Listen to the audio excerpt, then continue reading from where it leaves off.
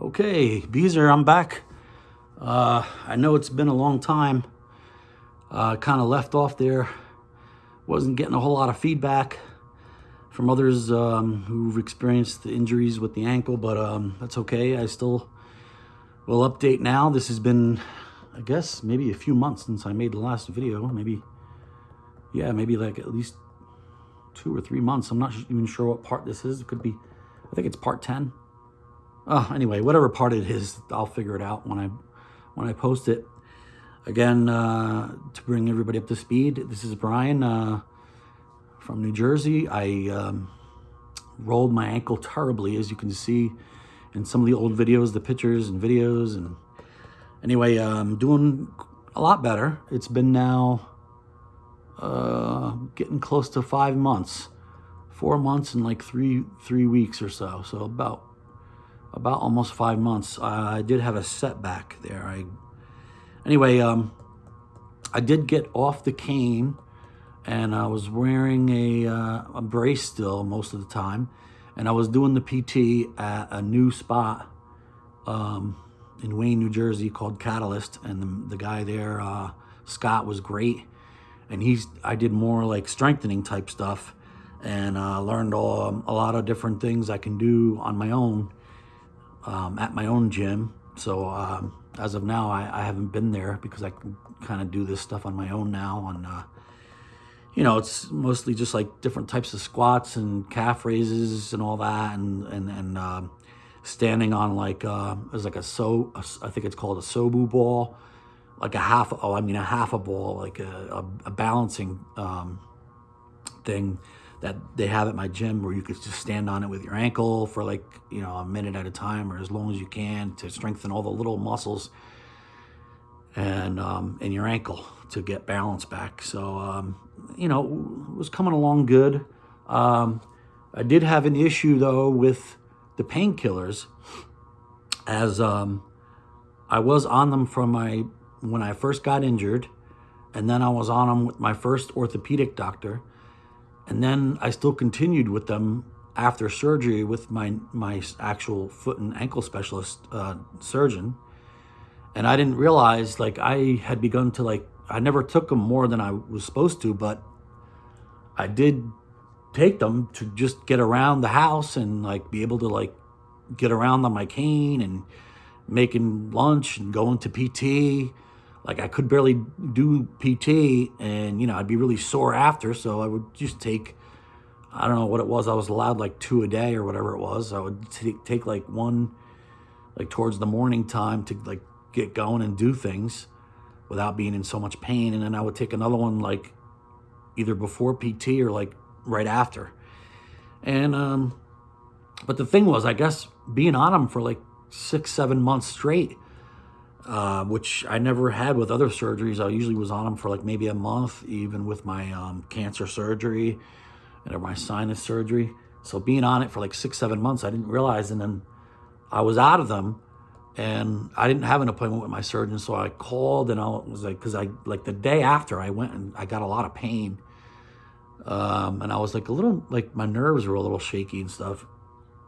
But I didn't think nothing of it. I called them, but the day they told me they could try to get me in was like a couple of days later or something. I don't know if I could make it. I had like, and I didn't think I was really gonna go through what I was gonna go through, but I was just like, all right, I'll just take some Advil and I'll get through it and I'll be all right. And then over the weekend, when the doctor wasn't available, whatever, I just started like, I guess having all these, what I looked up and it seemed to confirm was I was having all these, what do you call it? Withdrawal symptoms. Like I was shaking, my nerves were all shot, because I do take also, Klonopin for my anxiety and an antidepressant pill and all that for my bipolar and this. And I'm under treatment for that, but maybe mixed with those painkillers, I may have been cutting back with the Klonopin I take or whatever it was. I don't know what it was, but either way, if I was on the psychiatric meds or not, I think my body just got dependent on the painkillers. Like your receptors and all that are all thrown off. Like if you just cut them off after like 6-7 months without being weaned off. So I was like, man, couldn't sleep.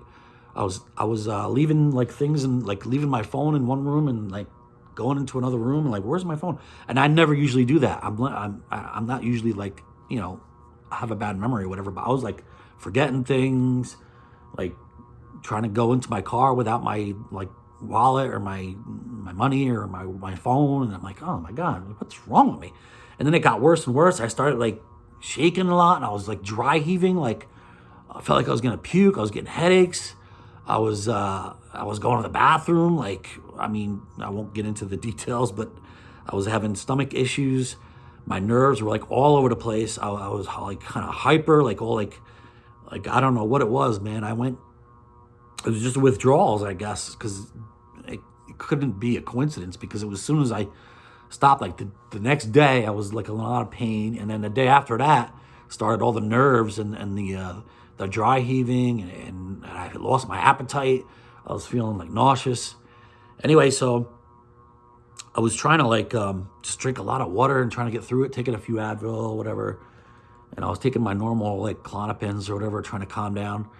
But I called, like I looked up some number like on the internet of like a detox place, and I was just gonna ask some information about what I can take or what should I do to get through these withdrawals. And I was talking to them, and they asked, oh, just for the heck of it, let's run your information, your insurance. And it turned out that they took my insurance and I wouldn't even have to pay if I were to go there and stay for, whatever amount of time, like a week or a couple, until I get through the withdrawal. So my girlfriend was like, yeah, maybe you should go. It's safer because I don't know, you're losing it. Like you're freaking all over the place. And I'm like, all right, whatever. So I got the lady on the phone and she's telling me you can go there.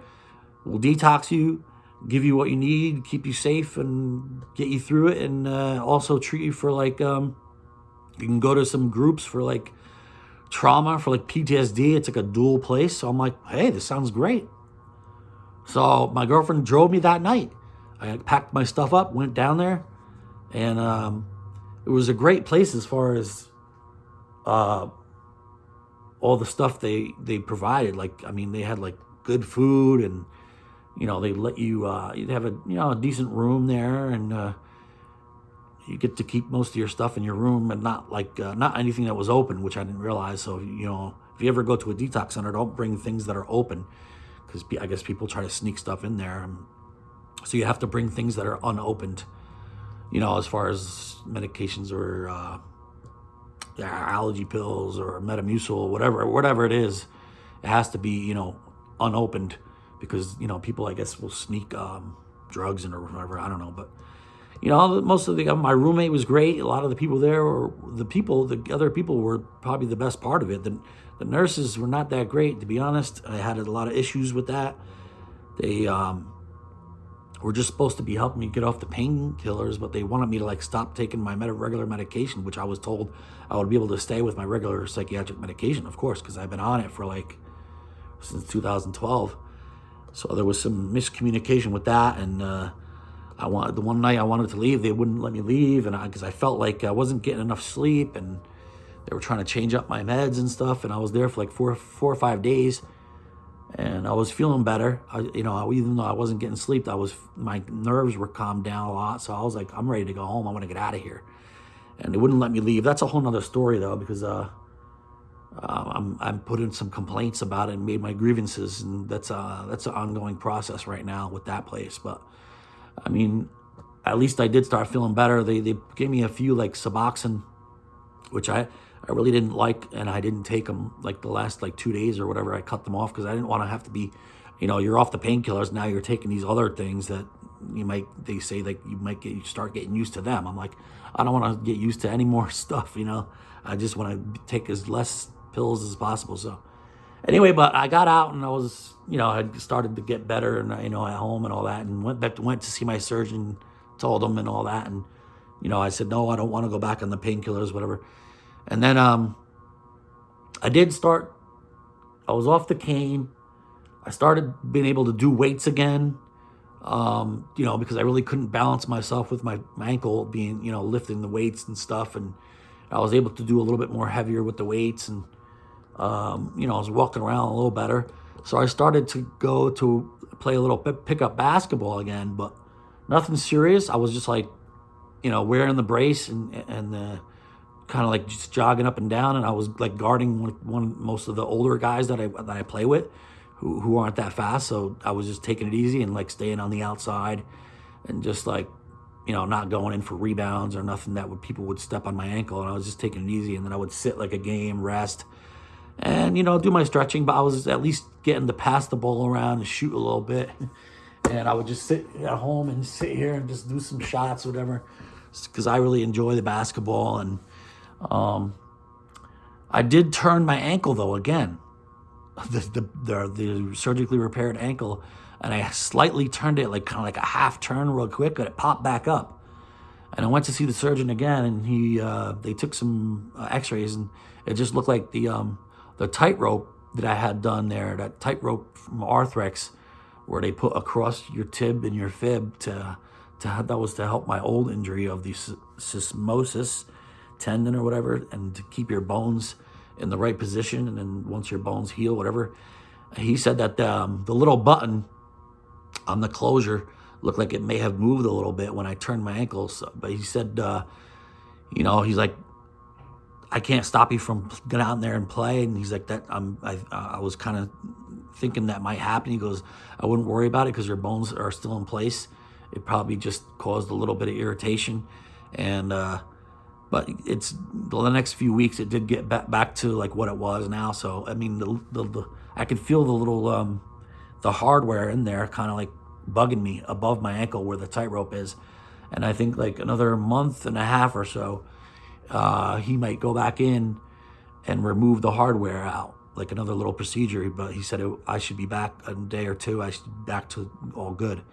So I'm hoping to get that done, because it is kind of irritating, the hardware that's in there. They say most people who do get the tightrope procedure, most of the people, I think like I forget what percentages it is, but most of the people, it does bother them, and it's better to go in there and take that hardware out, because it's kind of irritating maybe the muscles and tendons in there. And once my bones are all healed now, I don't really need the little enclosures on both sides with the little the hardware that's in there. So hopefully I'll be getting that out. And I've been going to the track a little bit, doing a little bit of walking. Like I'll walk like one lap, stretch, walk another lap, stretch the ankle, do circles, move them. The more I move the ankle around, the more loosened up it gets, which is good, because obviously when they do this surgery, like I had the ATFL, the CFL, and they put the Arthrex internal brace inside there, it keeps your ankle tight. So over time, you're strengthening your ankle, this and that, but you also have to loosen it. So the doctor told me, and also I realized I sometimes take the brace off, like while I'm out trying to get some work around the yard or doing things, and wear just my sneakers without the brace, like just decent supportive sneakers without the brace, to let your ankle, because with the brace on, it keeps it kind of like less mobile so it can heal. You know what I mean? It's good for sometimes, but half the time I try to not use the brace on it, to let the ankle move around a little bit more, because what you want to do is get all those little side to side moving, to get your little muscles to work. And it's been helping. And I do the stretching. I always do like circles. I do like, the bands. You put the band around your toes and forward and then back and side to side. And I try to keep up with that pretty much as I can. But I think mostly what's helping me is just going on like the stairs in the house, or if I'm out somewhere, I'll just do it on a curb. I'll just do the calf raises, but lower your heel below and back up, and, do like 30 of those. I mean, not on just the hurt ankle, on both, you know what I mean? And that's been strengthening my calves and trying to get some muscle back on my leg there. And I've been playing, like I said, a little bit of basketball, just taking it easy though, not pushing it too hard, because it's still 5 months, barely 5 months. It is going to take a full probably 10 months to a year. 8 months, I should be able to push it a little more though, I think. So maybe after I get that hardware out, And then once I hit like 6, 7, 8 months, I'll be able to push a little more each time and do more strengthening to my legs. But I'm getting there. It's been really tough. It's mentally draining because you just want to get out there. Like me, I want to be active. I like to go hiking. I haven't been able to go like hiking any difficult trails. I just maybe just walk on the track for now because I don't want to step on a weird rock or something and turn it. So I've done like a little bit of off flat, like just like little trails, but like flat trails, no hills or rocky stuff. But I can't wait to get back to go hiking, like a full hike, up a mountain. Or I've been riding my bike though. That's been helping my circulation. I've got my mountain bike out a little bit. I don't really go for long rides or nothing. I mean, but it is good for the ankle and getting the circulation moving for your legs. It really helps a lot because obviously, the more you sit around or anything, that's the longer it's going to take to heal. So, and I did do a blood donation, which I have done about a year ago or so. When was that? Yeah, I guess it was before I got hurt, obviously, because with some of the meds I take, makes my blood, the hemoglobin get a little thick. So once my blood levels get like 16 or above, because I think 17, if your red blood cells are about 17 and a half or over, then it's good to give blood to get it down a little bit, to thin your blood out so it improves your circulation. So I did that about 2 weeks ago, and I didn't realize, as soon as I did it, I went to the gym, and I was like working out my legs a little bit and my upper body, and I don't think I drank enough water. And I was kind of dehydrated for a few days, and I didn't realize it took like at least a week and a half, or even up right now, it's about 2 weeks since I gave blood, for your blood to like refill the missing nutrients, like your certain like magnesium and all this stuff for the cells, and you really have to hydrate a lot. And I've just now, the last day or two, have started to feel energy coming back, but that's normal when you give blood. That your energy goes a little low for a little bit. I was like craving like some cheeseburgers, and I got went out and we got some good cheeseburgers a few times, and some steak and shrimp and stuff like that. Drinking some good hydrating drinks. A lot of water, of course, a lot of water. But you gotta drink like also the hydrating drinks. Like I like the Body Armor drinks, or I drink the Bio, I think it's called, or something like that. And then they have what I like also is the G Fit, the Gatorade Fit. Has a lot of vitamins and hydration and really low sugar. But you do need some sugar, of course. So I do drink once in a while. I'll have like a little juice, natural juice with no added sugars, but just the regular some juice. 'Cause you need that, definitely after you give blood, and while your sugar to get low. So that's the story. Sorry, my voice is a little. I've been getting allergies this time of the year. I get like seasonal allergies.